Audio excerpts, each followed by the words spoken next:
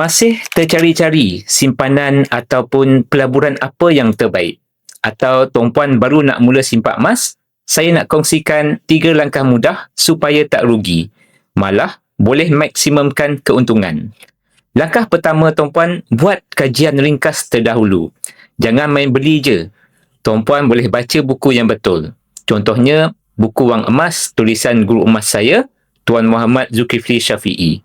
Ataupun buku Masa untuk Emas karya Tuan Azizi Ali. Buku ini bagi asas penting untuk kita tahu tentang asas simpanan emas. Langkah kedua, mula dengan bajet kecil. Jangan terus beli banyak.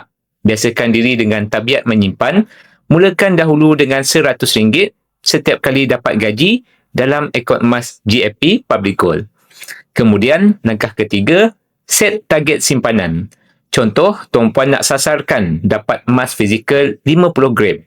Kumpul gram dahulu dalam akaun gap. Bila dah cukup, keluarkan emas fizikal untuk simpan sendiri. Tuan-puan yang dah ready nak bermula, boleh rujuk pin video saya. Saya sediakan 5 langkah mudah untuk mulakan simpanan emas di Public Gold.